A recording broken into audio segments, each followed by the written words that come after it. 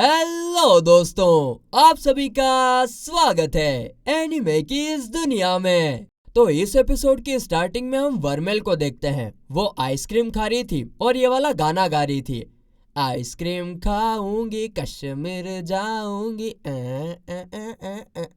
जिसे खाकर वो काफी ज्यादा खुश होती है, एकदम छोटे बच्चों की तरह। और इसका एक रीजन ये भी होता है कि वो जिस टाइम में पहले रहती थी वहाँ पर इस तरह का कुछ नहीं होता था। जिसे सुनकर अलटो मन में कहता है कि सच कहूँ तो मैं वर्मेल के बारे में कुछ भी नहीं जानता। और जब वो इसके बारे में वर्मेल से पूछने ही वाला था कि तभी आसमान में ड्रैगन राइडर्स की टीम उड़ती हुई आती है, जिसे आसपास के सारे लोग देखकर उसकी तारीफ करते हैं, खास करके क्रिश नाम की एक लड़की की। क्रिश नाम की लड़की, क्रिश हमारे यहाँ पर एक हीरो का नाम है, ऋतिक रोशन। माँ मुझे सब दिखाई दे रहा है, माँ मुझे सब दिखाई दे रहा है। ये जो क्रिश नाम की लड़की होती है ना, ये ड्रैगन राइडर की कैप्टन होती है। इसके बाद अगले सीन में हम अलटो को उसके दोस्तों के साथ बात करते हुए देखते हैं, जहाँ पर मार्कस और उसकी सर्वेंट भी मौजूद होती है। आगे मार्कस उन लोगों को बताता है कि क्रिश वही बंदी है जिसने ड्रैगन राइडर्स को इतना पावरफुल और फेमस बनाया है, और वो पूरी एकेडमी में एक ही ऐसी है जो गोल्ड स्क्वायर रैंक से भी ऊपर है, और साथ ही में वो स्टूडेंट काउंसिल की मेंबर भी है। जिसे सुनकर बाकी सब लोग कंफ्यूज ही आ जाते हैं, खास करके अलटो,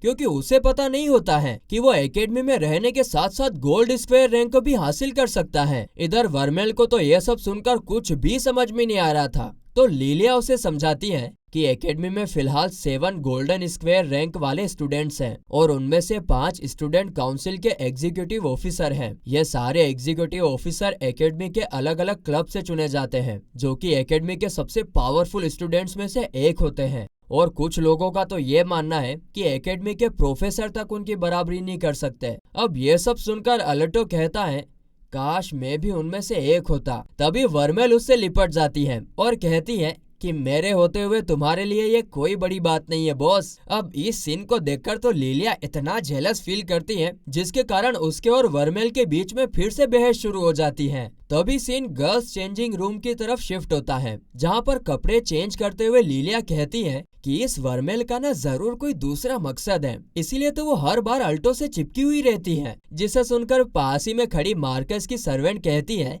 अच्छा, इसका मतलब तुम अलटो को चाहने लगी हो, है ना? और अगर तुम मेरी बात मानो ना तो जल्दी से उसे ये बात बता दो, वरना काफी देर हो जाएगी। जिसे सुनकर लिलिया शर्म के मारे लाल पीली होने लगती है। जब देखूं बना दी लाल पीली अखियां। तो इस तरफ अलटो का पीछा करते करते वर्मेल बॉयज चेंजिंग रूम में पहुंच जाती है, जिसके कारण बाहर निकलने पर अलटो काफी ज्यादा एम्बेरेस फील कर रहा था। तभी लिलिया आकर वर्मेल को सुनाने लगती है कि तुम ऐसा कैसे कर सकती हो, वो बॉयज चेंजिंग रूम था। यहाँ पर फ्लो में वो ये तक कह देती है कि मैं तुमसे काफी जेलस फील कर रही हूँ, मैं भी अलटो को बिना कपड़ों के देखना जिससे अलटो की आंखें बड़ी होने लगती हैं, लेकिन लिलिया तुरंत टॉपिक को चेंज कर देती है। इसके बाद जब ये तीनों कॉरिडोर से गुजर रहे थे, तभी सामने से स्टूडेंट काउंसिल के 5 मेंबर चलकर आ रहे थे। उन्हें देखकर रास्ते में खड़े सारे स्टूडेंट उनके रास्तों से हट जाते हैं, जिसमें अपनी पार्टी भी शामिल होती है। तो वहीं उनके सामने से गुजरने के दौरान क्रिश वर्मेल को काफी अजीब तरीके से देखती है, जिसके साथ ही ये सीन यहीं पर कट होता है और हमें अगले सीन में अंडरग्राउंड बेस दिखाया जाता है, जहां पर क्रिश रेक्स को काफी बुरी तरीके से पीट रही होती है, क्योंकि उसे पता चला था कि रेक्स अपने किसी जूनियर से आ रहा है, वो भी ऐसे से जिसके पास कॉन्ट्रैक्ट स्पिरिट के तौर पर सिर्फ एक लड़की है। वो ये तक कहती है कि तुम्हारा ड्रैगन सिर्फ एक बड़ी छिपकली से कम नहीं है। जिसे सुनकर रेक्स उसे गाली देने वाला था, लेकिन इससे पहले ही क्रिश उसे लात मारकर शांत कर देती है और कहती है मुझे पहले ही तुम्हें ड्रैगन राइडर्स में शामिल नहीं करना चाहिए था। जिसे सुनकर रेक्स गुस्से से कहता है छोड़ो, तुम लोगों के मुंह क्या लगना, मैं अभी इस क्लब को छोड़ रहा हूँ। जिसे सुनते ही क्रिश एक इविल स्माइल के साथ रेक्स को एक और लात मारती है, जिससे वो काफी दूर जाकर गिरता है। जिसके बाद वो अपनी गाड़ी पर बैठकर कहती है अल्टो गाड़ी, एक बार तो तुमसे मिलना ही होगा। इसके बाद अगले दिन अलटो, लिलिया और वर्मेल हॉस्पिटल में जख्मी पड़े रेक्स को देखने के लिए जाते हैं। उसकी हालत देखकर अलटो पूछता है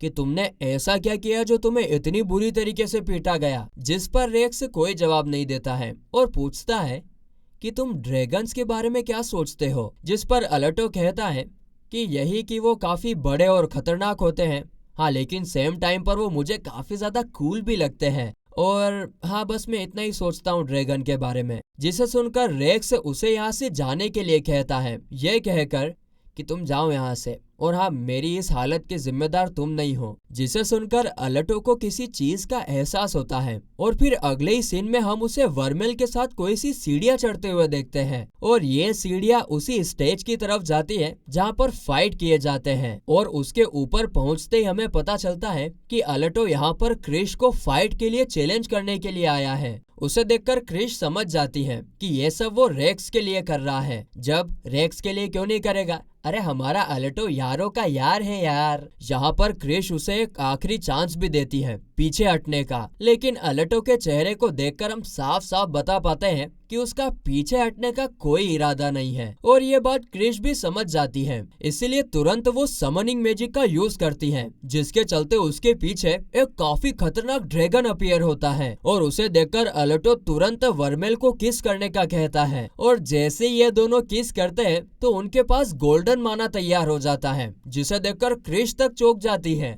ये बढ़िया तरीका है यार तुम्हारा गोल्डन माना तैयार करने का है।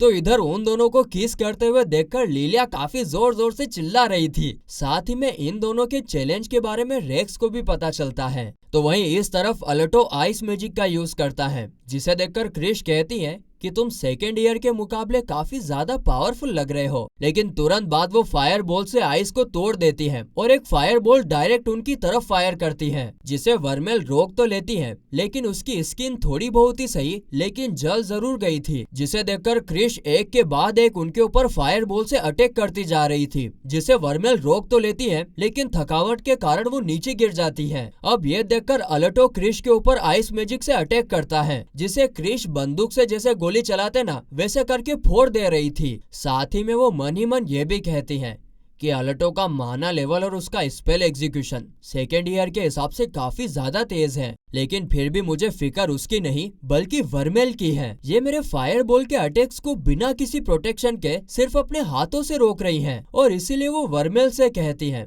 कि तुम कोई आम मजिशियन तो नहीं हो, बिल्कुल भी नहीं। जिस पर वर्मेल स्माइल करती है और अलटो से कहती है कि अल्टो, मैं तुम्हें वो सब कुछ दे रही हूँ जो मेरे पास है, हम इसे अभी के अभी खत्म करेंगे। जिसे सुनते ही अलटो फिर से आइस मैजिक करता है और इस बार वर्मेल अपनी पावर उसकी बॉडी में ट्रांसफर करने लगती है, और इसी के चलते ढेर सारे आइस के ब्लॉक से क्रिस के ऊपर अटैक कर देते हैं। और ये देखकर वर्मेल सोच रही थी कि अब तो कोई चांस ही नहीं है कि क्रिस इससे बच पाएगी। और तभी वहाँ पर काफी बड़ा धमाका भी होता है और उससे स्टेज का उतना पार्ट डिस्ट्रॉय हो चुका था। और यह देखकर अलटो को भी लग रहा था कि उन लोगों ने अब क्रिश को हरा दिया है, लेकिन अब वर्मेल का ऐसा मानना नहीं होता है, क्योंकि अगले ही पल क्रिश का ड्रैगन ऊपर उड़ता हुआ आता है और वो उसके ऊपर जंप करके बच गई होती है, जिसके बाद वो ऊपर से ही उनके ऊपर फायर बॉल से अटैक करती है, जिससे बाल बाल बचते हुए अलटो आइस मैजिक का यूज कर रहा था। लेकिन क्रिश अपने ड्रैगन को थोड़ा सा हिलाकर उससे भी बच जाती है। और ये बात अलटो को काफी ज्यादा हैरान करती है, क्योंकि उसके हिसाब से इतने बड़े ड्रैगन को मूव कर पाना ये बहुत ज्यादा मुश्किल होता है। फिर आगे क्रिश उन दोनों से कहती है कि मैं तुम दोनों को ये आखिरी चांस देती हूँ, घुटनों के बल बैठ जाओ और मुझसे माफी मांगो, मैं तुम्हें रेक्स की तरह आसानी से हॉस्पिटल में भेज दूंगी। जिस पर अलटो को काफी ज्यादा गुस्सा आता है और वो पूछता है कि तुम सबके साथ ऐसे बिहेव क्यों करती हो। जिस पर क्रिश कहती है कि तुम्हें क्या लगता है सब लोग ड्रैगन से इतना डरता क्यों है? क्या उनके नुकीले दांतों की वजह से, या फिर उनके नुकीले नाखूनों की वजह से, या फिर उनके आग उगलने की पावर की वजह से? नहीं, लोग डरते हैं उनके पंखों की वजह से, जिसके कारण ड्रैगन स्वर्ग तक का भी सफर तय कर सकते हैं। और इसीलिए मैं तुम सब कीड़े मकोड़ों से काफी ज्यादा ऊपर हूँ। और बस इतना कहते ही वो लगातार उनके ऊपर फायर बॉल से अटैक करने लगती है। और ये सब इधर बैठे हुए दो और काउंसिल मेंबर देख रहे थे, जिनमें से एक चश्मिश वहाँ से उठकर जाने लगता है, क्योंकि उसके हिसाब से क्रिश के इस अटैक को कोई नहीं रोक सकता है। लेकिन रेड हेयर वाला लड़का वहीं पर रुकता है। जैसे कि हम रोड पर कहीं पे लड़ाई चल रही होती है तो वहाँ पर आराम से रुककर ठप्पे से देखते कि नहीं देखते हैं, हाँ मजा आ रहा है, बढ़िया पिक्चर चल रही है, बिल्कुल वैसे ही।